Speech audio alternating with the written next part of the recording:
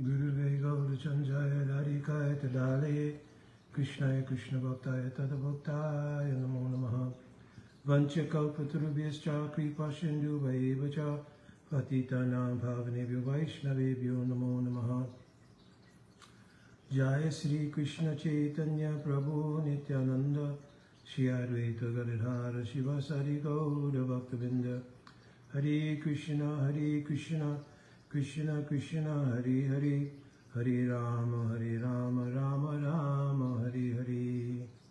My Dandavat Pranam devotees. So very brief video that came as a result of a discussion I had. It wasn't really a question that was sent in, but it was a discussion that I had with someone. And we were just talking about the means by which Vaishnavas should reconcile differences, because from time to time it is maybe unavoidable with such a vast theological basis for Krishna consciousness that there won't be sometimes misunderstandings, different visions or angles of vision, the way people see things. People may glean what they even hear from their Guru Dev individually. They may hear it or digest it differently.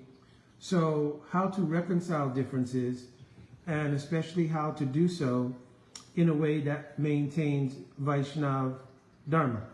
So, of course, what we mean by Vaishnava Dharma is, most importantly, that no aparad becomes committed. So, Hanti Nanti Vaidveshti, Vaishnav Navinandati Krujyate, no Harshanam Darshane. So 6 things are considered Vaishnava aparad, and Pattananishat, they're the cause of falling down from one's position, no matter how elevated that position may be. So obviously those who have pure devotion, the nature of bhakti itself would not allow them to commit Vaishnava aparad, because Vaishnav and Bhagavan are abhed, Hridaya abhed. They're like of one heart. So those who have realized something in bhakti, then they will not have this tendency, Ninda Adi Sunya Ida Ipshita Shangalavya. It's mentioned in Upadeshamrita. They don't have even the tendency to criticize. So, of course, Ninda has more meanings than just blasphemy or criticism. It also means to critique something like in Ishtagoshti. So, it doesn't mean that there's not discussion and analysis of things, and operationally in terms of practical things, discussions on how to do something better for the service of Hari Guru and Vaishnava, but they don't have the tendency for malice in terms of blasphemy and so forth and so on, and that should obviously be avoided. So one of the big things in reconciling how to have Vaishnava discussions is avoiding certainly Vaishnava aparad.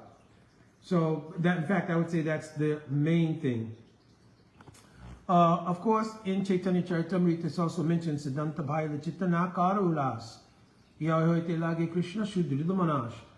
That actually, and different people have different interpretations of this verse, but in application, I've even heard my own Guru Parapadma mention that the healthy discussion of a Siddhanta, the removal of doubts, the clarity on Tattva Siddhant, and so forth, it's not only helpful when those discussions go on among devotees, but actually it's very pleasing to Krishna, because the intent of the discussion should be to obtain the truth.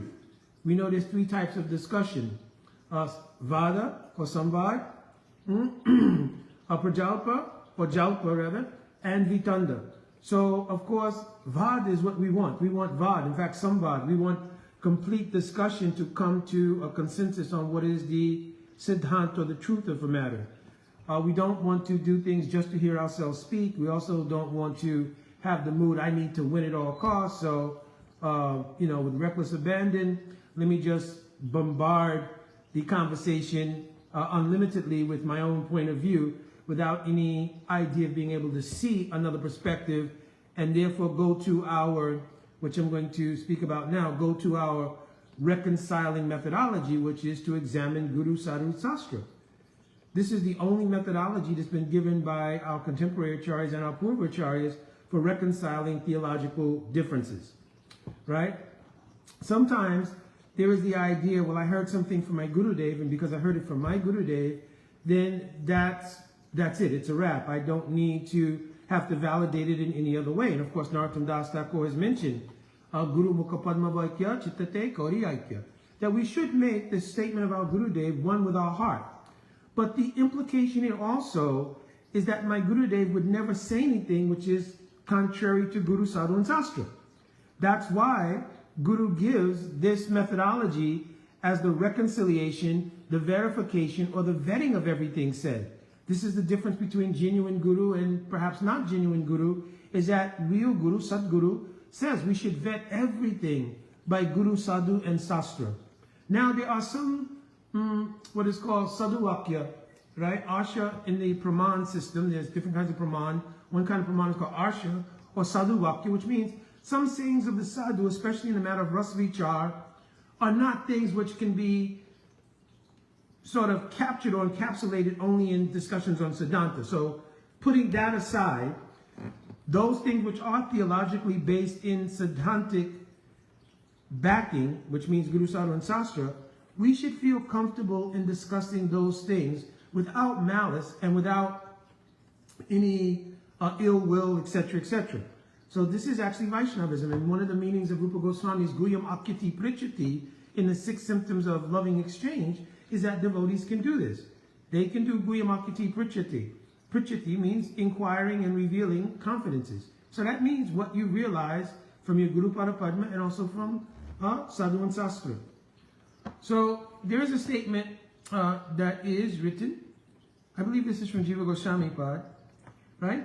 Virudo Vakyayor Yatra Na Pramanamyam Tadishyate Yata Virudhathat Chasyat Tat Artha Kalpyate Tayor. Whenever there's two scriptural statements seemingly contradictory, that seemingly, this is an important word, seemingly contradict each other, one is not taken as inauthentic in preference of the other. One should try to understand the meaning in such a way that the contradiction is resolved.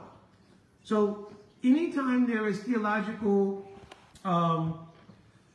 so-called contradictions, we should look at everything from the point of looking at reconciliation, not looking at broadening the gap. In other words, we don't want to create a situation in which in-group, out-group, or outside your side develops. Rather, we want to look at theological reconciliation. Where we fail to be able to do that, then in a great humility, we should think, oh, somehow or another, some lacking in me has not allowed me to get clarity enough to create reconciliation. So we should look at it, and this is the humility. We should look at it, oh, my fault, somehow I could not reconcile this thing. I will go back, do deep bhajan. I will go back and do deeper investigation, inquire from high class of sadhus to see if I could find this reconciliation. I won't take a stance, absolutely that person's wrong, we're only right, etc., etc. So in our discussion, we brought up the fact that there is a system for how to discuss these things. One, especially if you're discussing outside of the arena of your immediate spiritual family, you first have to establish what is going to be the common praman. Where will be common, mutually agreed praman. So that's the first thing that has to be established, because somebody may say, my guru said this, and then I say, well, my guru said this. So we have to go in terms of the Puravacharyas or our Guru Vargas, where we mutually establish what authority do we mutually accept. So for instance, everyone accepts the writings of Sat Goswami. Everyone accepts, even down to Srila Vishwanath Chakravarti Thakur Pad, right? So of course, in our Bhaktivinoda Dhara, we accept also, as Saptam Goswami, all the writings of Bhaktivinoda Thakur. Outside of the Bhaktivinoda Dhara, they may not accept that. So we should be prepared to have discussions where we can, because we know Srila Bhaktivinoda Thakur will not say something different from the Purvaracharyas. And if so, it's something that we can reconcile in our Bhaktivinoda Dhara. But we should be able to, and willing, if we're going to have the discussion at all, to go back to a mutual authority, whether it is Baladevi Jabushin, Vishwanath Chakravarti Thakur, etc., and going back. So that's one way to help, especially in discussions outside of your immediate spiritual family to have a mutual authority everyone recognizes and say, okay, let's look at the explanations and writings of this particular charya and try to glean something from that. So this was meant to be an extremely short video just to bring up 2 points. One was that the idea of reconciling apparent contradictions should be the aim and objective whenever any theological contradiction or disagreement comes up. Secondly, we have to be extremely careful about committing Vaishnava aparad.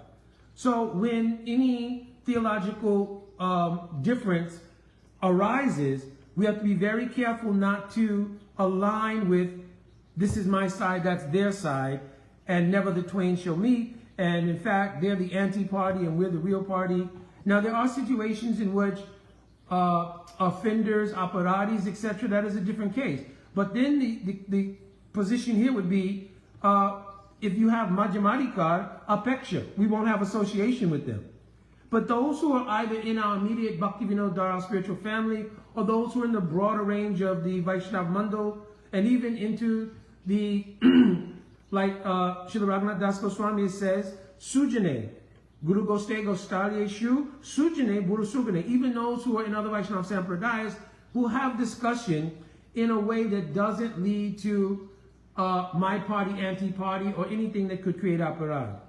Right? So that was the point of this very short, right, kind of discussion about how to look at reconciliation as the main focal point of any kind of theological disagreements. All right, my Dandavat Pranam devotees. Panchakalpatruvescha kripa shinduvevacha patitanam pavanebhyo Vaishnavebhyo namo namaha.